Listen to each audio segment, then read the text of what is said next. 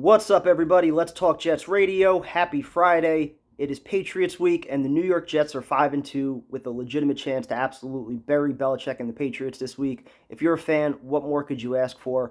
I've been probably as vocal as anybody when it comes to the home atmosphere and the stadium environment, understanding that the team pushed out a lot of fans, a decade ago, and there have been so many fans that are just waiting for a reason to come back.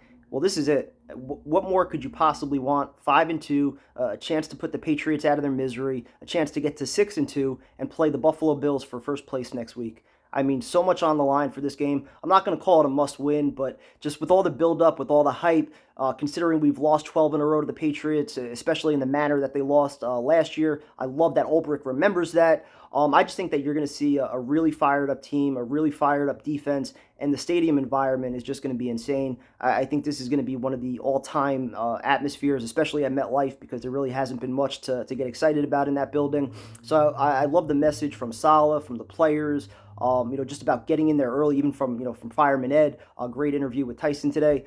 Get in there early, get into your seats, get loud, send a message that the New York Jets are here, that they're for real, and that this is going to be a long fucking 3 hours for the Patriots. So as far as the Patriots offense, they've had some issues. They were struggling last week on prime time against the Bears. Mac Jones gets pulled in the second quarter. He's been dealing with some injuries, turned the ball over. David Andrews, he just got ruled out an hour ago, so they're going to be without their center. I just think with the way the Jets defense is playing right now, I think they've given up, 19 points combined over the last 2 weeks.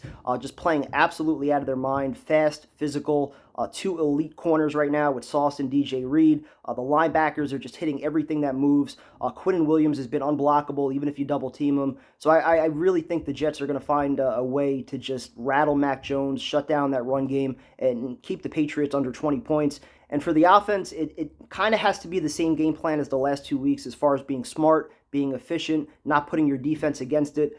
But there's a little bit more pressure, I think, this week on Zach Wilson, knowing he's going up against Belichick, knowing that, Belichick's going to shut down that running game. You don't have AVT. You don't have Breece Hall. Corey Davis has been ruled out as well, who's arguably your best blocking wide receiver.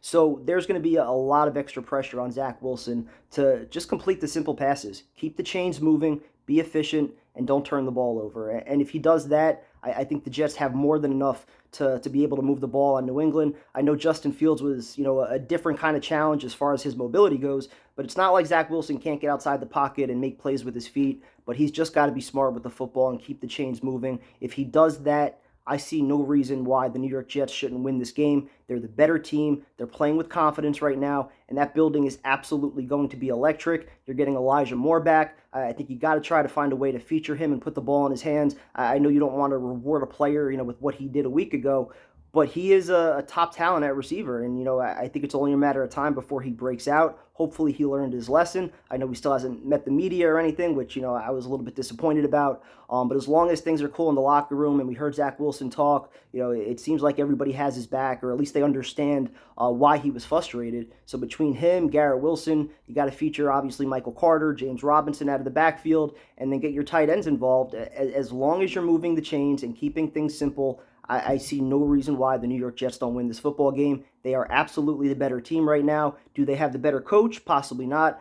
I think Belichick is really going to find ways, again, to just shut down the run and force Zach Wilson to beat them. He's arguably been the worst quarterback in the NFL when faced against pressure, but with a clean pocket, he's been successful. So, Belichick's going to send all sorts of crazy exotic blitzes. So Ken LaFleur scheme against that. Quick screens, just get the ball out of his hands quick. Don't take any stupid sacks. He shouldn't be running around, 20 yards behind the line of scrimmage. Just a simple, smart, efficient game plan. And I'm telling you, by the third, fourth quarter, the new same old Jets blueprint is going to come out, where they're just hitting you into submission. The Patriots are going to give. They're going to tap. They're not going to want anymore. That crowd is going to be going nuts. I'm going 27-24. I'm going 27-17. 27-17. Another double-digit victory by the New York Jets to move to 6-2. First place next week against Buffalo on the line. Let's go. See everybody Sunday.